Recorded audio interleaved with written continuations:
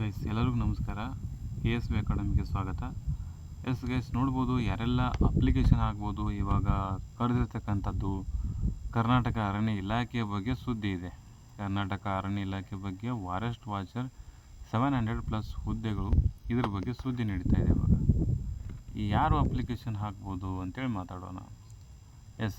ನಿಮ್ದೇನಾದರೂ ಅಕಸ್ಮಾತ್ 45, 55, 66, 88, 99 ಎಷ್ಟೇ ಆಗಲಿ ಗೈಸ್, ತಲೆ ಕೆಡಿಸ್ಕೊಬೇಡ್ರಿ. ಎಷ್ಟೇ ಆದರೂ ಕೂಡ ನೀವು ಅಪ್ಲಿಕೇಶನ್ನ ಅಪ್ಲೈ ಮಾಡ್ಬೋದು. ಇಷ್ಟೇ ಆಗಬೇಕು, 35% ಆಗಬೇಕು ಅಂತ ಎಲ್ಲೂ ಏನೂ ಮೆನ್ಷನ್ ಮಾಡಿಲ್ಲ. ಇದು ನೆನ್ಪಿಟ್ಕೊಳ್ಳಿ. ಹಾಗಿದ್ರೆ ಯಾರು ಬೇಕಾದ್ರೂ ಅಪ್ಲಿಕೇಶನ್ ಆಗ್ಬೋದು. ಬಟ್ ಸೆಲೆಕ್ಟ್ ಆಗಬೇಕಂತಂದರೆ ಅದು ಕಟಾಫ್ ಬೇರೆ ಹೋಗುತ್ತೆ.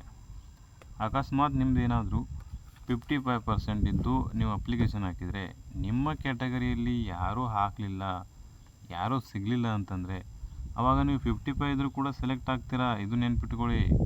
ಅರ್ಥ ಆಯ್ತಾ?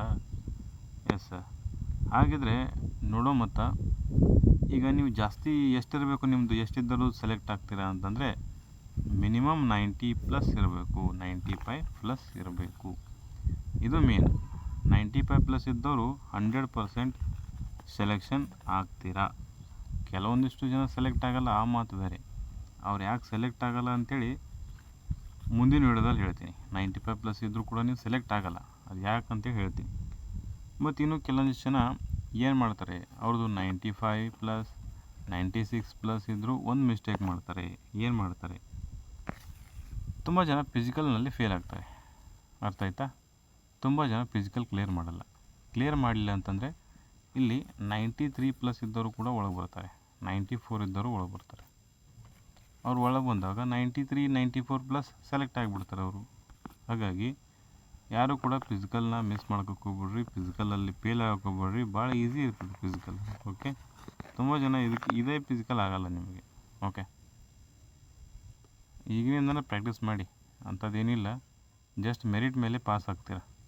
ಓಕೆ, ನೀವೇನು SSLC ಮೆರಿಟ್ ಲಿಸ್ಟ್ ತೊಗೊಂಡಿರ್ತೀರಲ್ಲ, ಆ ಮೆರಿಟ್ ಲಿಸ್ಟ್ ಆಧಾರದ ಮೇಲೆ ನಿಮ್ಮದು ಸೆಲೆಕ್ಟ್ ಮಾಡ್ತಾರೆ. ಯಾವುದೇ ರೀತಿ ಎಕ್ಸಾಮ್ ಇರೋದಿಲ್ಲ, ನೆನ್ಪಿಟ್ಕೊಳ್ಳಿ. ಇದಕ್ಕೂ ಕೂಡ ಎಕ್ಸಾಮ್ ಮಾಡಬೇಕು ಅಂಥೇಳಿ ಏನೋ ನಡೆಸ್ತಿದ್ದಾರೆ. ಬಟ್ ನಡೆಸಲಿ, ಎಕ್ಸಾಮ್ ಇದಕ್ಕೆ ಆಗೋದಿಲ್ಲ ಈ ಬಾರಿ.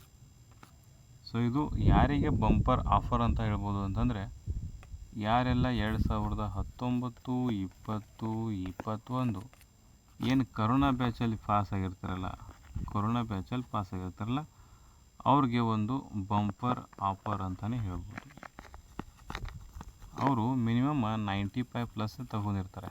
ಯಾಕಂದರೆ ಅವರು ಕೊಟ್ಟಿರ್ತಾರೆ, ಸರ್ಕಾರ ಅಂತದ್ರಿ ಕೊಟ್ಟಿರ್ತಾರೆ. ಅವ್ರಿಗೆ ಕೊಡೋವಾಗ ಅವ್ರಿಗೆ ಫ್ರೀಯಾಗಿ ಜಾಬ್ ಸಿಕ್ಬಿಡುತ್ತೆ. ಅವ್ರದ್ದೇನು ಟೆನ್ಷನೇ ಇಲ್ಲ. ಇದು ಆಗಲಿ, GDS ಆಗಲಿ, KPTCL ಆಗಲಿ,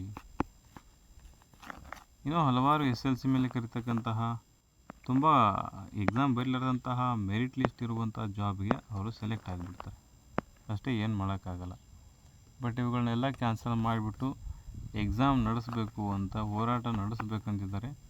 ಸೊ ನೋಡೋಣ, ನಡೆಸಿದ್ರೆ ಆಗ್ಬೋದು, ಎಕ್ಸಾಮ್ನೂ ಆಗ್ಬೋದು. ಇಲ್ಲ ಅಂತಂದರೆ ನಿಮ್ಮದು ಮೆರಿಟ್ ಲಿಸ್ಟ್ ಮೇಲೆ ಆಗ್ತದೆ. ಸೊ ಈ ಸತಿ ಹೇಳ್ಬೇಕಂದ್ರೆ, ಈ ಸತಿ ಎಕ್ಸಾಮ್ ಆಗೋಲ್ಲ, ಈ ಸತಿ ಮೆರಿಟ್ ಲಿಸ್ಟ್ ಮೇಲೆ ಆಗ್ತದೆ. ನಿಮ್ಮ SLC ಮಾರ್ಕ್ಸ್ ಕಾರ್ಡ್ ಮೇಲೇ ಆಗ್ತದೆ. ಅದು ನೆನ್ಪಿಟ್ಕೊಳ್ಳಿ.